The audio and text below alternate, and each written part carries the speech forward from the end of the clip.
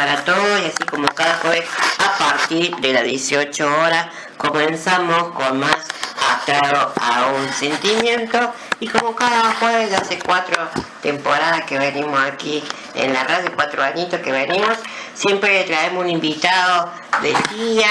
Y hoy tenemos un amigo que en el transcurso de la vida, por tantos caminos que vamos transcurriendo y por muchos sentimientos también, conocimos a Carlos Herrada, de lo cual es un médico que trabaja mucho con la discapacidad, pero muchísimo. También tenemos un médico como la otra vez que tuvimos a un médico, pero esta vez vamos a hablar todo sobre discapacidad que tanto nos importa hoy por hoy, ¿no?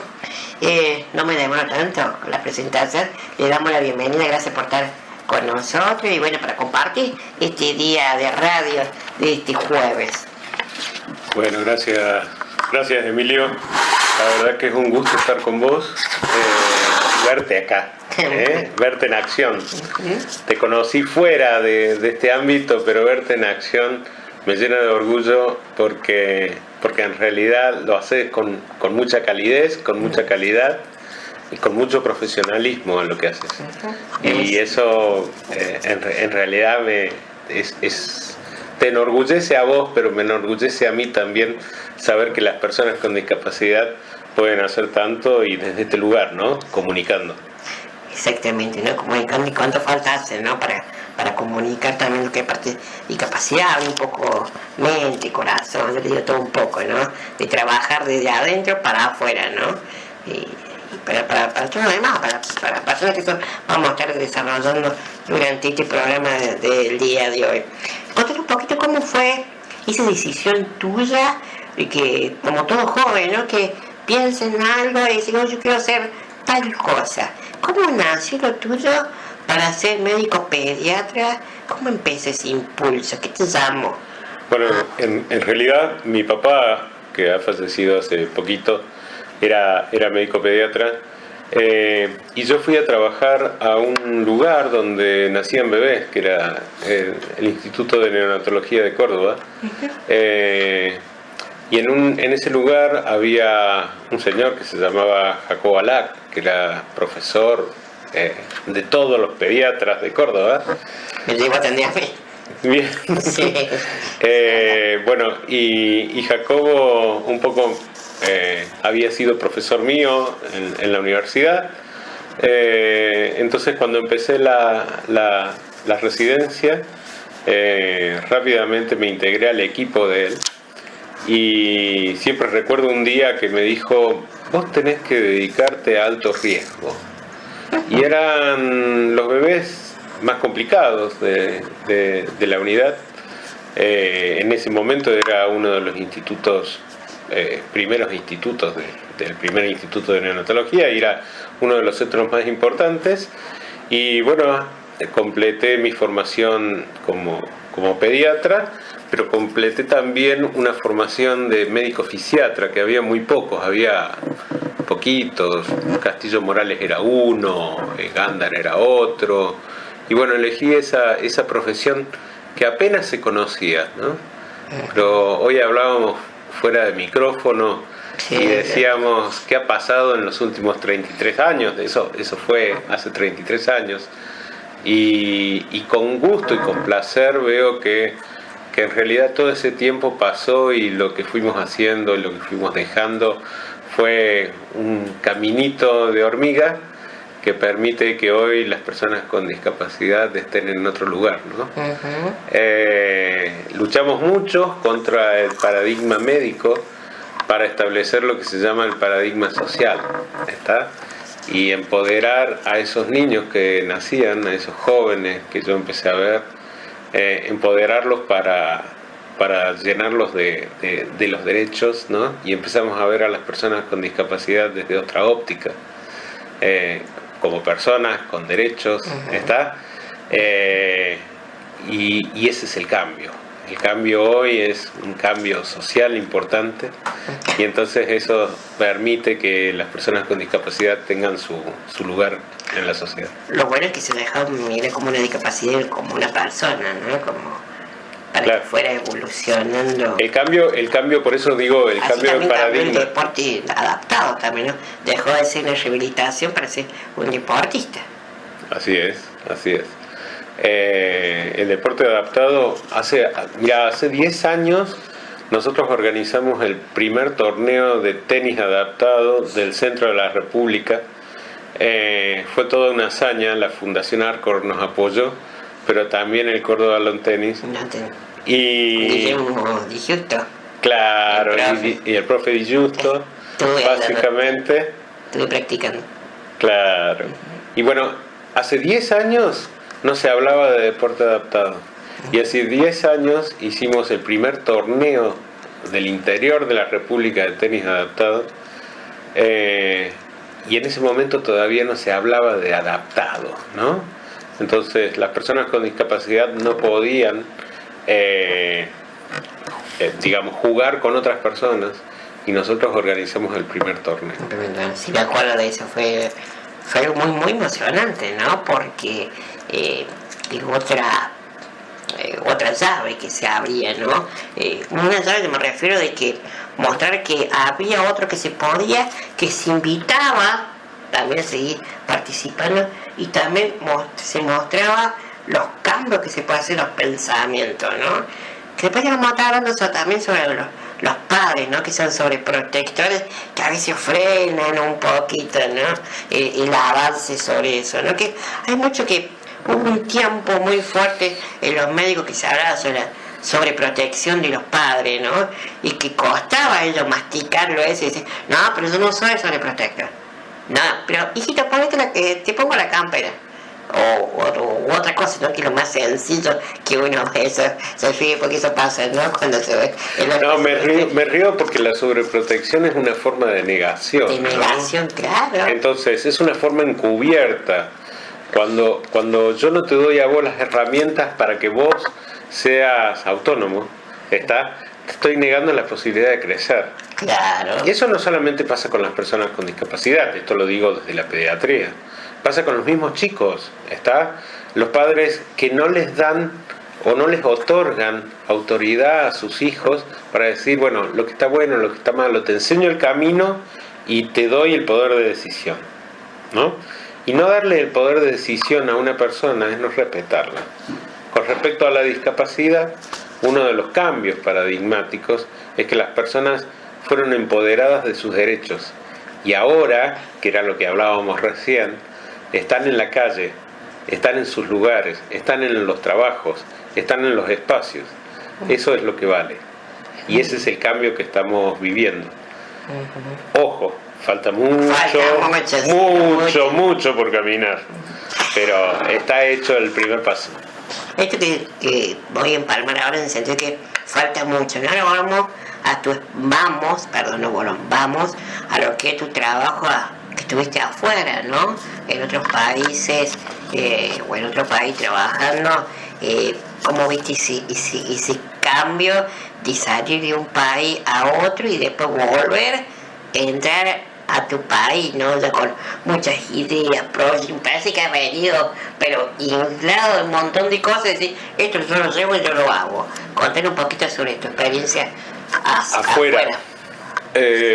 Bueno, tuve la suerte, digamos, yo siempre digo que la vida fue como un laboratorio para mí, ¿no? Tuve la suerte de experimentar distintas cosas sin miedo.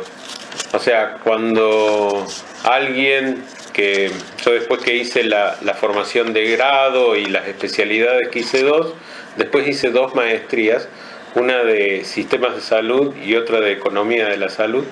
Y entonces el rector de la universidad, donde hice la maestría, me dice, Carlos, te tengo que mandar, pero te tengo que mandar al centro del mundo. Y yo dije, ¿cómo al centro del mundo? ¿No? Entonces me dice, te voy a mandar al mejor lugar donde se habla de salud y donde se diseña la salud. Y fui a parar a Washington, a Estados Unidos, a la Organización Panamericana de la Salud. La verdad era como un laboratorio para mí. Yo decía, bueno, ¿y ahora con qué me encuentro? Aparte de tener que hablar inglés, me encontré con el lugar donde se diseñan las políticas públicas en salud. Y tuve la suerte de trabajar con personas increíbles de todo el mundo, y eso me abrió un camino todavía mucho más espectacular porque pude conocer casi toda Latinoamérica, trabajar online desde acá, desde Córdoba, o trabajar desde allá, desde Washington, para todos los países de Latinoamérica. Y en estos momentos llevo recorrido 62 países en el mundo, digamos, cosechando sobre todo información y recolectando información, formación y experiencia, ¿no? Y te puedo hablar en discapacidad de distintos escenarios, totalmente distintos. Cada país es un mundo. ¿Cuántas discapacidades lograste poder ver o palpar o estar? Bueno, en mi... Sí. Yo tengo fichadas 6.500 personas con discapacidad. He visto yo, hasta que hace 5 años dejé de atender personas con discapacidad y me dediqué básicamente al diseño de sistemas de salud para las personas con discapacidad. En estos momentos estoy en el comité asesor de la Agencia Nacional de Discapacidad, ESCONADIS, intentando trabajar sobre un proyecto que vamos a poner en marcha, que es la base para la cual vamos a plantear el desarrollo de la Agenda 2030. O sea, estamos pensando al 2030, no estamos pensando en el hoy. Y bueno, la experiencia internacional en realidad me valió para cultivar y aprender mucho, sobre todo, y cosechar, y estoy cosechando en estos momentos esa estrategia de laboratorio en la cual pude estar metido, ¿no? Un punto estratégico, diríamos, estar ahí para poder abrir como un abanico, ¿no? Lo que pasa es que cuando... Porque seguro que el trabajo de allá lo tuviste que modificar para traerlo acá, o lo mejoraste lo de allá para traerlo acá. Es también, constante, ¿no? Eso, es o sea, constante, en claro. estos momentos estoy trabajando en eso. Claro. O sea, cuando a mí me consultan qué podemos hacer sobre esto, y yo lo que hago es simplemente fortalecer todo lo que aprendí y adaptarlo a nuestra sociedad. Y hay mucho camino para hacer, y por suerte hay mucho para emprender. Y yo soy un emprendedor, básicamente. O sea, lo que me gusta es empezar a construir algo, ¿no? Y después se los dejo a otros para que sigan camino, que siga el proyecto. Sigan sembrando en el camino. Claro, es lo mejor. Contanos tu trabajo sobre Seidig. Seidig. Bueno, Seidig, hace 20 años, una de las problemáticas, vos imaginate la situación, ¿no? Yo atendía a personas con discapacidad, niños, que todavía no existía todo el proceso de inclusión, las escuelas ni nada. Entonces empezamos a ver cómo podíamos desarrollar las habilidades sociales de las personas, y empezó esto como un centro de estudios e investigación para el desarrollo infanto-juvenil. Fíjate que al nombre no le pusimos nada de discapacidad, ¿está? Pusimos una connotación positiva, desarrollo infanto-juvenil. ¿Por qué? Porque nosotros no creíamos que era útil tildar a esto como la institución para las personas con discapacidad o para un colectivo social, ¿no? Sino que pensando en esto de desarrollo, era lo único que nos iba a seguir, manteniendo vivos y con un objetivo claro hacia adelante. Seidig empezó como un centro chiquitito y atiende, hoy llevamos más de 400 personas que han pasado por Seidig, y chicos que se los ha habilitado para comenzar los estudios primarios, para continuar los secundarios, y hay algunos de los primeros que empezaron que ya tienen sus trabajos, su vida social y afectiva consolidada, ¿está? Y es un logro, ¿no? CEIDIG sigue siendo me gusta esto del laboratorio, ¿no? Esto de que genera cosas, ¿no? Sigue siendo un laboratorio, trabajan 14 personas y esas 14 personas verdaderamente están constantemente al pie del desafío diario de solucionar problemas y de abrir caminos para que las personas con discapacidad puedan integrarse en la sociedad, puedan integrarse en la comunidad, puedan hacer y desarrollar sus competencias y puedan integrarse luego en cada una de las actividades que hayan elegido. Pero no dejan de participar, va a estar siempre vinculado, si lo enseña, si lo enfoca, prepara. No, y luego salen. O sea, en estos momentos hay 40 jóvenes, pero ya han pasado 400 o 500, no llevo la cifra bien. ¿Cómo es el trabajo en la ONG? ¿Cómo es tu trabajo? También, bueno, CEIDIG no es una ONG, pero sí trabajo con ONG porque creo en el poder ciudadano. O sea, yo creo que la sociedad está constituida básicamente por ciudadanos y los ciudadanos no necesariamente son votantes. ¿Está? Son personas que tienen que desarrollarse en una sociedad. Y soy un ferviente defensor de las organizaciones no gubernamentales, que son las que en todo el mundo llevan adelante los cambios sociales. Y la discapacidad necesita siempre del apoyo de la ONG para lograr cambios. ¿Está? Hubo un tiempo en la Argentina donde las personas con discapacidad estaban como al borde de la beneficencia, ¿no? Entonces la mirada era pobre persona con discapacidad o pobre, ¿no? Y en realidad lo teníamos que ayudar. Yo entiendo que hoy el paradigma de la ONG es liderar el cambio, favorecer el cambio, apoyar a las personas con discapacidad, empoderarlas con su derecho y acompañarlas para que esto se logre. A mí me parece sumamente útil que las personas con discapacidad puedan valerse por sí mismas, y creo en la autonomía y creo en esta posibilidad de que puedan hacerlo. La ONG tiene que estar como soporte, como apoyo y como defensora de los derechos de las personas con discapacidad. Diríamos algo así. No me gusta la palabra tutor, me gusta la palabra seguro, ¿no? O sea, es el reaseguro de la sociedad. O sea, las sociedades tienen que ser organizadas para sostener los cambios, ¿no?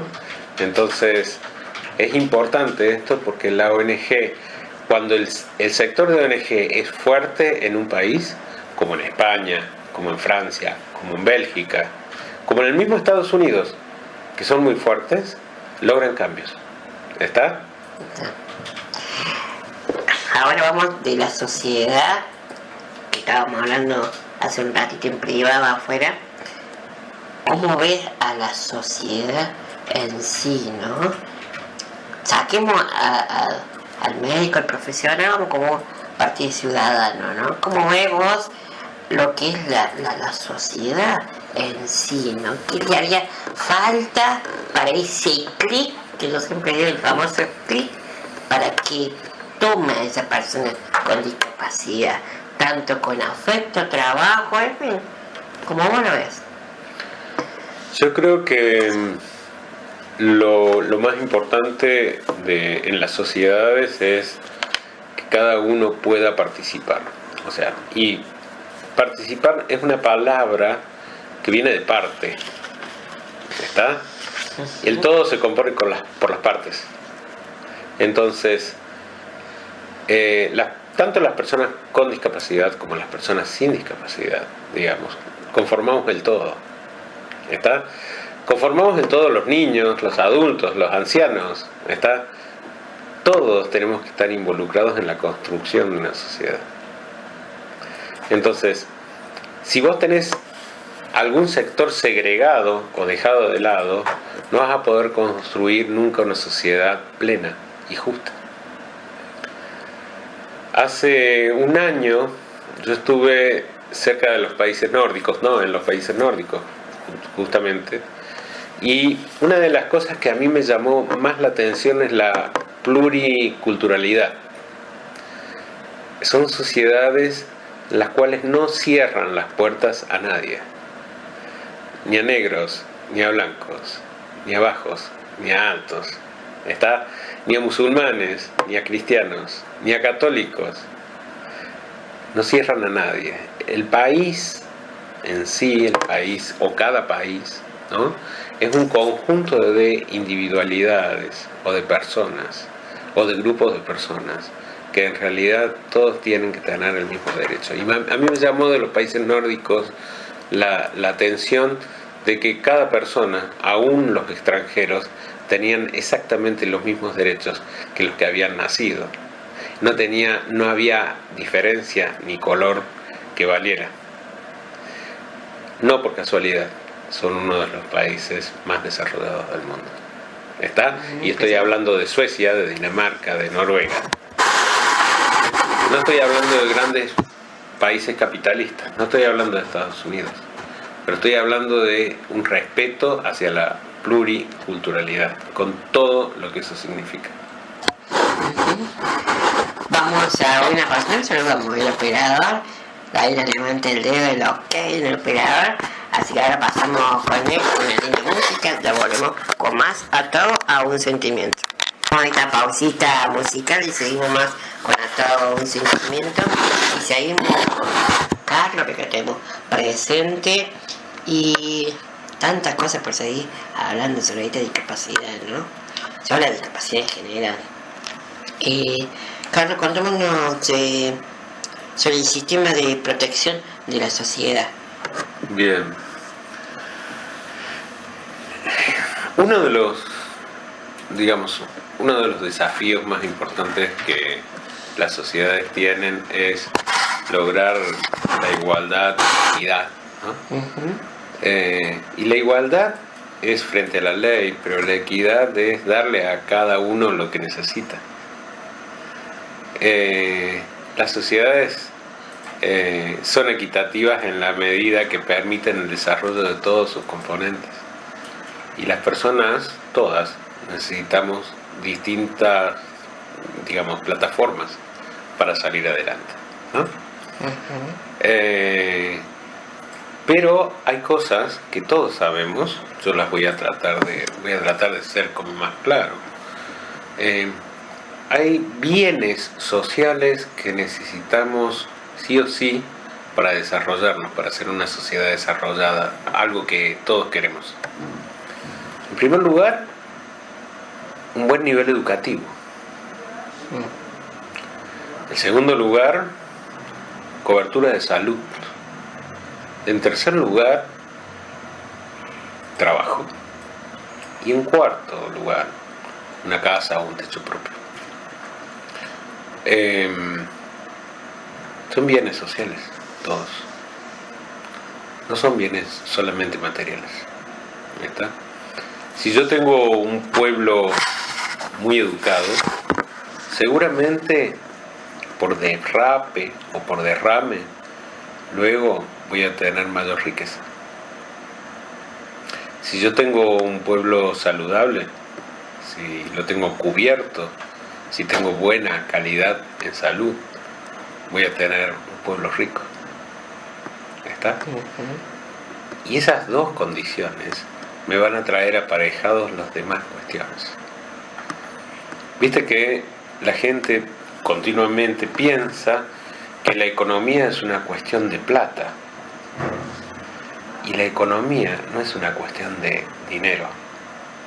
La economía es una cuestión de plafón, de desarrollo, ¿está? De estas cosas necesarias para que crecer sea posible. Cuando la gente no tiene salud y no tiene educación, todo lo demás está perdido. Nosotros tenemos un pueblo enfermo.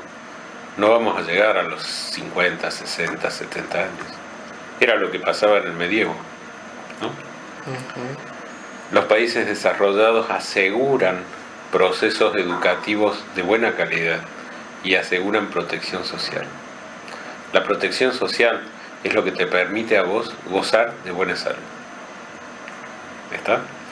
Y a futuro, lo que te va a permitir jubilarte y tener una jubilación y tener una protección jubilatoria y saber que podés sentarte en esa sociedad a disfrutar la vida. ¿Está? Porque has construido desde abajo todo para que ese momento sea el que todo el mundo espera. ¿Y el desafío? Y los desafíos son muchos. Los desafíos son hacerle entender a la gente que todos tenemos los mismos derechos. Los desafíos son hacerle entender a los gobernantes que las personas son ciudadanos, no son rehenes que votan. ¿Está? Los desafíos son siempre mirar hacia adelante en esto de que el futuro es infinito.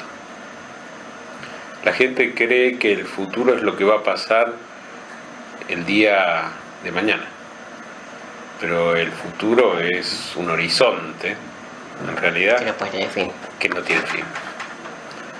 Solamente tendría fin si tuviéramos una guerra atómica y nos destruyéramos en la Tierra, pero no tiene fin. ¿Está? Entonces siempre hay que mirar ese horizonte y mirar ese sol que está resplandeciente en el horizonte como una mirada, una luz posible. Cuando la gente piense así, cuando vea que en realidad el objetivo es llegar a largo plazo y no a corto plazo, ahí vamos a cambiar. Fíjate que los gobiernos nuestros siempre han mirado a corto plazo, ¿no? Si vos buscás, voy a entrar en un tema político, pero no quisiera, pero necesariamente lo tengo que tocar. Si vos mirás, la mayoría de los políticos están mirando su función de gobierno, sus 4 años, su reelección para otros 4, ¿está? O sus 6 meses que le quedan para la próxima elección, ¿está? Y ver cómo enganchan en otros 4 años más. Pero en realidad lo que los ciudadanos estamos esperando es que nos digan qué va a pasar con nuestros hijos, con nuestros nietos, con nuestra vida, ¿está? De acá a 50 años, ¿dónde vamos a estar? Nosotros, los ciudadanos, estamos mirando más que los que a veces nos gobiernan. Tal vez los ciudadanos debamos pedirle, ¿está?, a nuestros políticos que miren un poquito más lejos. Una proyección más amplia, ¿no? Más amplia. Más amplia. ¿Cómo ve a la medicina actual, a tus otros colegas en lo que es la parte de discapacidad, ¿no? Uy, la medicina en general, está haciendo un cambio paradigmático, revolucionario, ¿no? Uno tiene que pensar en la medicina, tiene que pensar como en épocas. Una es la medicina de los antiguos, ¿no?, de los griegos, de los romanos. Otra es la medicina de los magos y hechiceros del medievo. Otra es la medicina de el momento del aquel en el cual empiezan a haber los primeros descubrimientos de gérmenes y bacterias. Luego, en el siglo XX, los antibióticos y los primeros medicamentos. Y ahora estamos en un cambio, pero infinitesimamente mayor, porque ahora vienen los medicamentos biológicos, que para quien no sepa es: yo voy a hacer medicamentos que sean específicos para una persona, ¿no?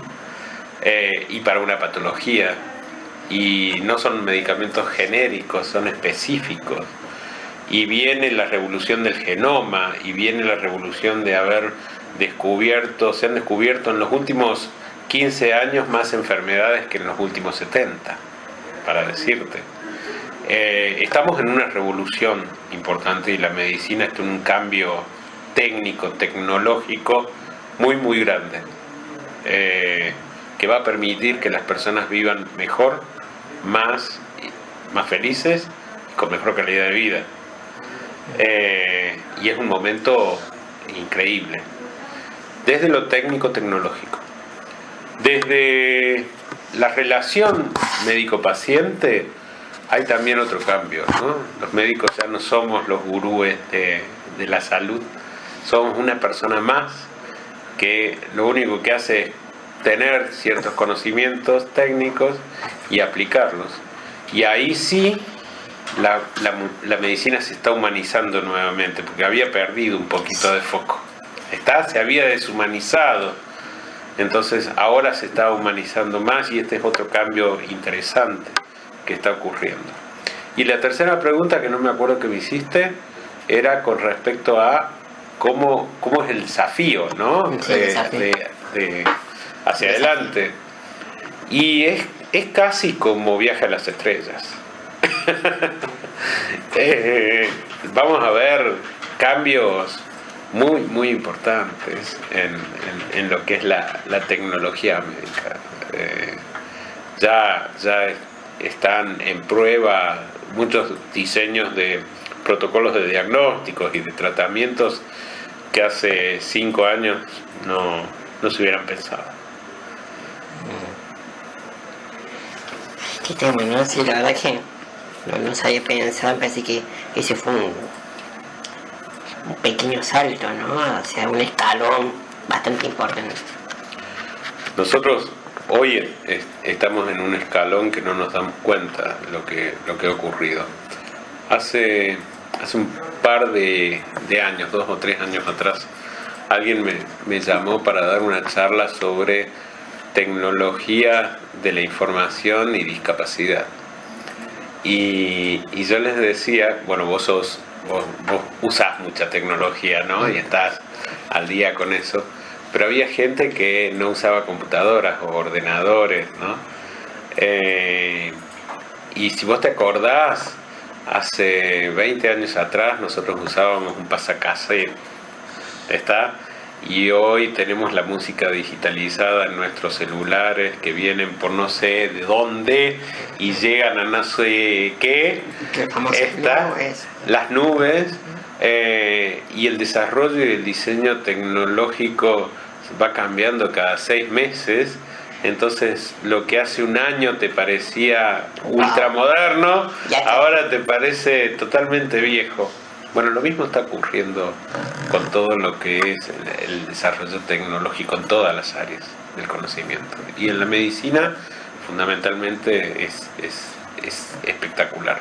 Yo tuve la suerte de estar en Estados Unidos y ver grandes centros de desarrollo de universidades donde los protocolos de tratamiento, el diseño de nuevas drogas, el diseño de nuevas técnicas quirúrgicas, la implementación de robots para hacer cirugías, cosas que a la gente le parecerían ciencia ficción, pero ya existen y ya están. Ya están, seguro que sí. Y lo que va a venir, ¿no? Viene, es interesante, es bien interesante. Hablando de todo esto, de tu trabajo, lo que estás realizando, ¿cómo sería tu paquete, cómo sería tu camino de estar desarrollado? Porque creo que tiene una amplitud de mucho del campo, de lo que discapacidad, medicina, sociedad, de todo. ¿Cómo sería este Carlos 2018? ¿Cómo sería su trabajo? Bueno, ahora estamos pensando, ya te decía, en ver cómo este compromiso que los países han asumido. Te cuento algo un poquito de lo que es la Agenda 2030.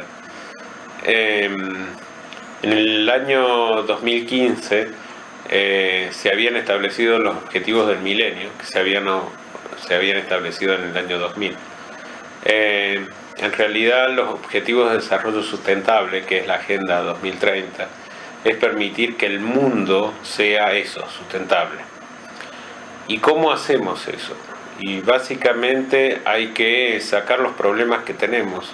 Y los problemas que tenemos son la pobreza, la educación, el trabajo, las formas nuevas de trabajo. La gente está pensando en el trabajo como en la época de la revolución industrial. El trabajo que se viene no es así. El trabajo que se viene es muy intelectual. El trabajo que se viene es de otro estilo, ¿no? Por supuesto que va a haber trabajo manual, pero yo te pregunto, si hoy abre una fábrica japonesa en la ciudad de Córdoba, que hay muchas fábricas de autos, ¿no? Sí. Vos pensás, ¿trabajarán muchas más personas que robots o más robots que personas? Más robot que Más personas. robots que personas, es cierto. Entonces, Mucho. de pronto, eso implica que las personas necesitan educación de alto nivel para manejar a los robots. ¿Está? Entonces, el desafío es lograr una educación de calidad lo más alta posible. Y esto implica que tenemos que dejar esto de sentarnos y esperar que el desarrollo viene como que cae del cielo y construirlo nosotros mismos. Yo tengo 2 hijos que están en la universidad, ambos hacen ingeniería, no salieron médicos, y justamente cuando vos los sentís hablar, ellos están hablando de un mundo distinto, ¿no? En el cual básicamente la innovación es el pie que va a dar a la posibilidad de que saquemos adelante. ¿Está? Y nosotros, lo que yo veo es que todavía estamos medio adormecidos. Vos me hiciste una pregunta, ¿cómo ves o qué desafíos tengo hacia el 2018? Tengo mucho para trabajar, tengo mucho para pensar y sobre todo quiero abrir cabezas. Yo sé que hoy tengo 50 y pico de años y yo no voy a ver los cambios. Sé que tengo que abrir las cabezas para que otros hagan los cambios y ese es mi desafío, ¿no? El seguir como iluminando algún caminito mínimo para que... Una pequeña luz para que otros hagan. Por eso yo te decía, nunca pensé yo solamente en hacer un camino yo, ¿no? Sino que hacer el camino y dejar que otros lo sigan. Eso es lo mejor que uno puede hacer. Algo que te haya sorprendido de una evolución de la discapacidad acá en Argentina, ¿no? ¿Qué me ha sorprendido? Verte a vos y a tantos otros está ocupando lugares que hubieran sido impensados hace 20 años o 30 años atrás. ¿Ah? Eso te da fuerza e impulso. Claro, porque uno dice, bueno, caramba, esto no ocurría, ¿no? Entonces veo chicos que yo los vi nacer y hoy tienen 30 años y tienen sus familias o tienen su trabajo o están incluidos en la sociedad o de alguna manera logran ser felices, ¿no? En un camino que hace 30 años por ahí no era lo común. Eso te da fuerza y te da ganas. Invitarlo a seguir también a los que vienen, ¿no? Eso te decía, que hay un modelo de este, y como mostrar a través de que invitar a que se puede, ¿no? Que todo se puede en la vida. Yo en estos momentos estoy participando en muchas cuestiones que tienen que ver, yo te decía, con las ONG, pero básicamente estoy participando en apoyar todos los procesos de cambio, porque soy un convencido que la innovación y el cambio es lo que nos va a llevar adelante, ¿no? Pero sobre todo innovación. La gente está siempre circunscripta como en un círculo, ¿no?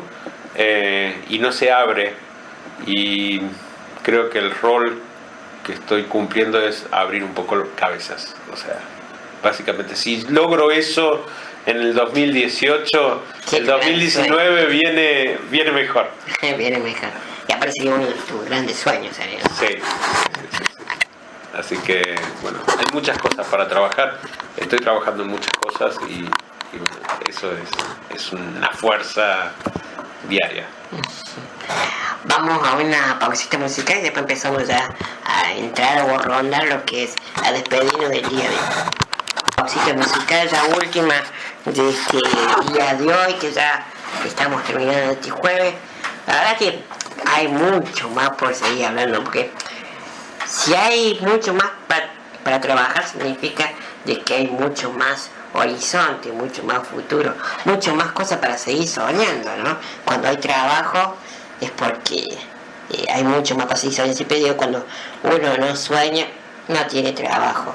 Uno cuando no tiene esa superación de decir, yo puedo, yo debo para mí y para todo lo demás, ¿no? Es como que uno se detiene en algo, ¿no? ¿Qué quiero decir con esto? Queda mucho más para ver, parece que vamos a poner una segunda parte con Carlos. Me parece que vamos a estar pensando más o menos para agosto, una segunda vuelta con Carlos para seguir desarrollando esto. Tipo, muchas personas que han pasado, me ha quedado mucho más, ¿no? Para seguir hablando. Pero como ya llega el final, como todo programa tiene un principio, un final, como cada cosa de nuestra propia vida. Mucho nos cuesta creer ciertas cosas que tenemos un final, ¿no? Pero mientras vayamos recorriendo, tenemos que seguir soñando, ¿no? No importa cómo estemos, quién seamos o cómo seamos, pero lo importante es seguir soñando y construyendo, ¿no? Te doy las gracias, Carlos, por estar presente. Cuando te mandé ese mensaje de texto, primero me dijiste no podía, estaba preocupado. El segundo me dijiste, bien, dije, lo podemos tener acá en la mesa, porque sé que sos una persona que muy rica en un montón de cosas, en el sentido de que en social, cultural, en lo que en la medicina, lo tengo que tener, Carlos, junto conmigo acá en la mesa, para poder hablar a los oyentes también, ¿no? Abrir un poco las cocusas, digo yo, ¿no? Sí, un poquito picaceso, como digo yo, ¿no? Sí, porque si no se puede ser de una forma o de otra, pero siempre hay una forma que podamos estar comunicando, ¿no? El periodismo no tiene fin tampoco, ¿no? Hay muchas formas para llegar, ¿no? Así que te doy las gracias, Carlos, por estar acá, por acompañarme, por decir sí, ¿no? Estar presente, así que bueno, gracias por acompañarme este día de hoy. No, para mí fue un placer estar con vos acá, sobre todo por la calidez que tenés para tratar a la gente, a los invitados. Pero por otro lado, agradecer a la posibilidad de verte en plena acción. En plena acción. La cuestión es que es cierto lo que decías, lo más importante de tu función es abrir cabezas, ¿no? Y como periodista tenés una gran responsabilidad, la de también abrir cabezas, mostrar verdades, y mostrar caminos. La palabra, la voz, el aliento, la esperanza siempre está en cada uno de tus programas, así que el agradecido soy yo de esta invitación, y ha sido más que un placer y un gusto. Gracias. Gracias también a los oyentes, gracias a Guille por esta apuesta que pusieron un punto, dijeron qué buen tema te dijeron, Guille, así que vamos a seguir todavía con el operador presente, seguramente ahí cabe aparte qué música le gusta bajar. Lo despido para el próximo jueves a partir de las 18 con más Atado a un Sentimiento.